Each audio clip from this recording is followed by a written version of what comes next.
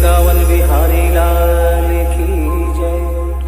बोलिए मोर मुकुट बंसी वाले की जय। बोलिए सांवरे सरकार की जय। बोलिए लखदाता की जय। जय जय श्री राधे। जय जय श्री राधे। जय जय श्री राधे। बोलिए वृंदावन बिहारी लाल की जय।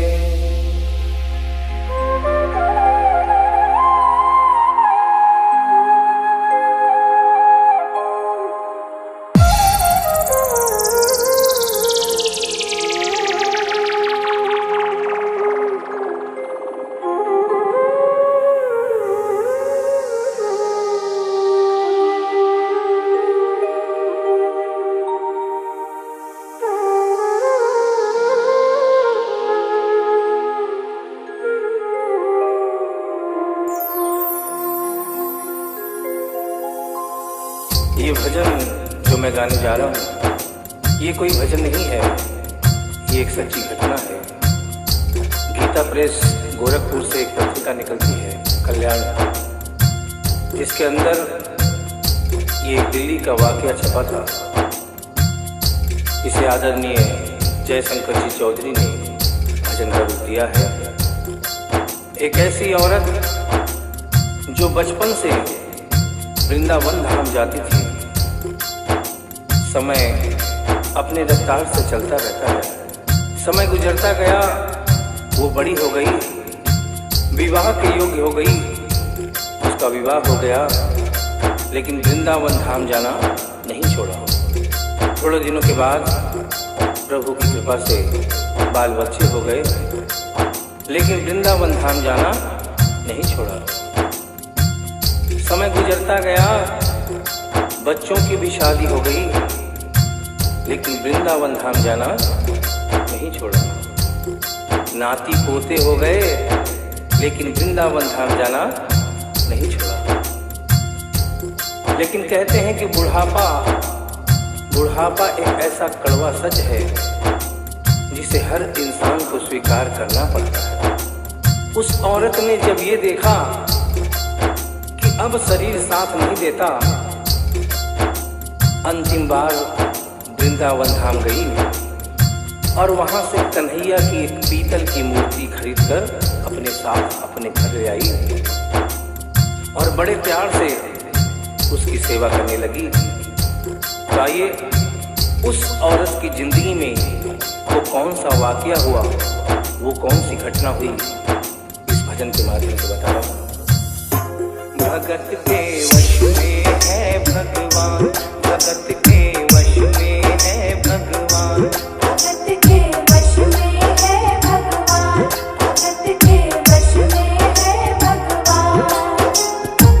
भक्त बिना ये कुछ भी नहीं है, भक्त बिना ये कुछ भी नहीं है, भक्त है इसकी जान। भगत के वश में है भगवान, भगत के वश में है भगवान, भगत के वश में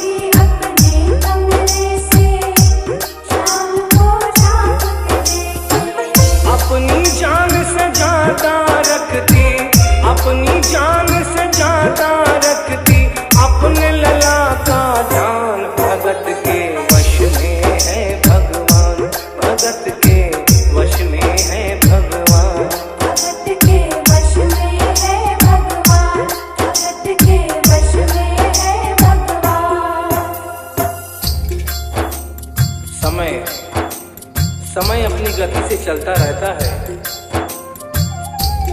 थोड़े दिनों के बाद घर में जन्माष्टमी का त्योहार आया। उस दिन संयोगवश उस औरत की तबीयत बहुत ज्यादा खराब थी। वो अपने बिस्तर से उठ भी नहीं पा रही थी। उसने अपनी बहू को आवाज देकर कहा कि बेटा आज जन्माष्टमी है, आज जन्माष्टमी है।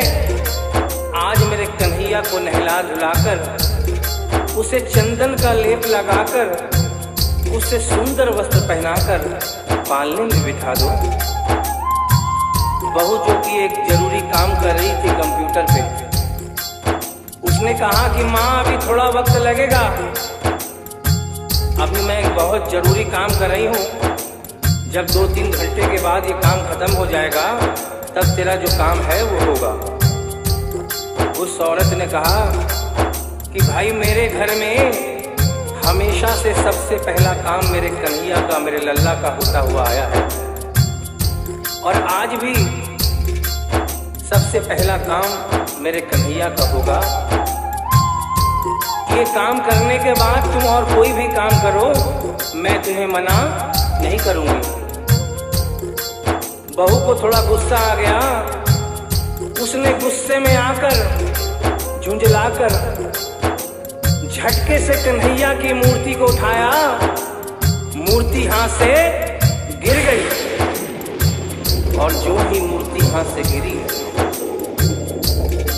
उस औरत के दिल से आवाज आई, वो लल्ला लल्ला पुकारे, हाय क्या जुल्म हुआ रे, बुढ़ापा बिगड़ गया जी, लाल मेरा कैसे गिरा रे।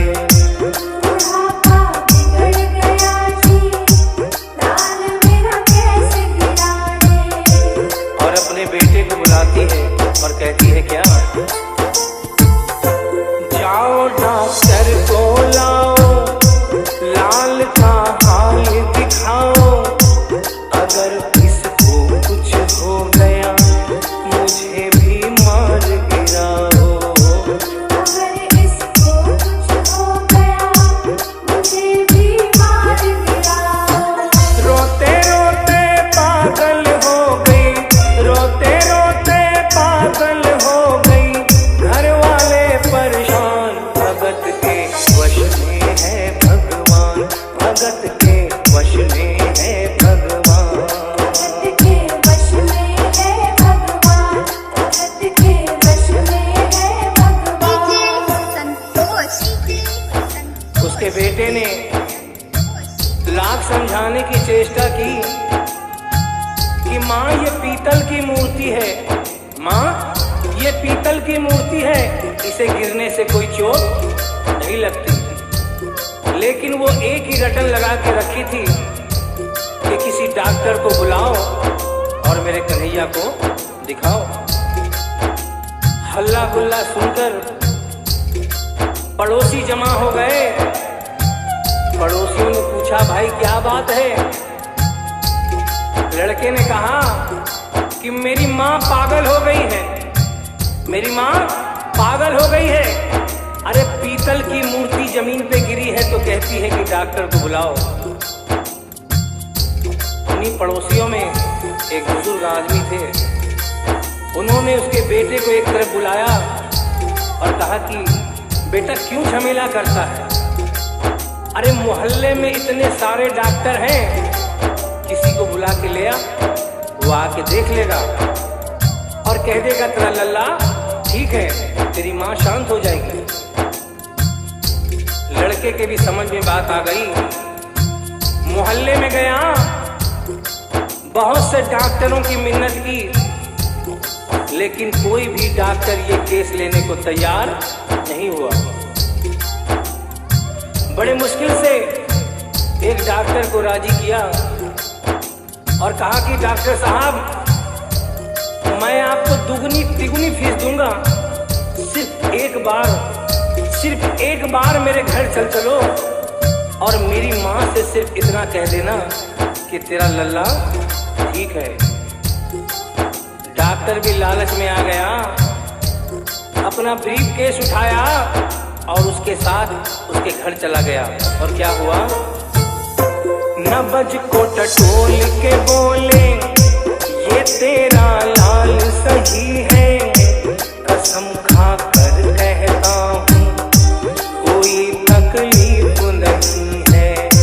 वो माथा देख के बोले, ये तेरा लाल सही है, माई चिंता मत करियो कोई तकलीफ नहीं है, माई चिंता मत करियो कोई तकलीफ नहीं है। लेकिन उस बुढ़िया माई को तसल्ली नहीं हुई। उन्होंने कहा, अरे डॉक्टर, ये तू कैसा चेकअप कर रहा है?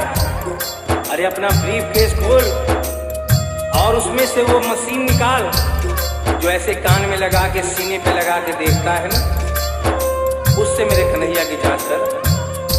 डॉक्टर बेचारा क्या करता, अपना ब्रीफ केस खोला, अपना आला निकाला, एक सिरा अपने कान पे लगाया और दूसरा सिरा कन्हैया के सीने पे रख दिया। और क्या हुआ? जो ही सीने से लगाया, पसीना जम कर आया, उसने कई बार लगाया और डॉक्टर चकराया, उसने कई बार लगाया और डॉक्टर चकराया। धड़क रहा सीना लल्लाता, धड़क रहा सीना लल्लाता, मूर्ति में थे प्राण, भगत के वश में है भगवान, भगत के वश में है भगवान। भगत के वश में है भगवान, भगत के वश में है भगवान। संतोष बरियारपुर। और डॉक्टर ने जब ये नजारा देखा, उसका माथा घूम गया। इतने दिनों तक जो साइंस की पढ़ाई की थी, वो सारी की सारी धरी रह गई। अपना ब्रीफ केस, अपना आला वहीं छोड़ के जाने लगा। बुढ़िया माई ने आवाज दिया, अरे डॉक्टर, अरे कहाँ जा रहा है? अरे अपना ब्रीफ केस तो लेता जा। तो डॉक्टर ने उस औरत को जवाब दिया, सुनिएगा क्या कहा। देख तेरे लाल की माया, बड़ा घबरा रहा हूँ, जहाँ से तू लल्ला लाई वहीं पे जा रहा हूँ। जहाँ से तू लल्ला लाई वहीं पे जा रहा हूँ। लाल तेरा जुग जुग जिए, बड़ा एहसान किया है, आज से सारा जीवन उसी के नाम किया है।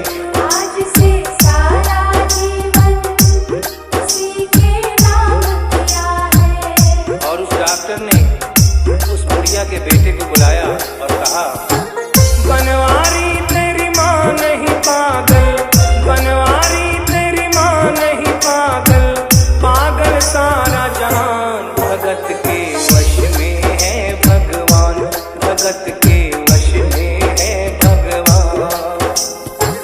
भक्त बिना ये कुछ भी नहीं है, भक्त बिना ये कुछ भी नहीं है, भक्त है इसकी जान, भगत के वश में है भगवान, भगत के वश में है भगवान।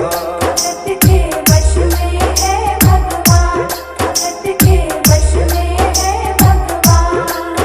बोली वृंदावन बिहारी लाल की जय, बोलिए मोर मुकुट बंसी वाले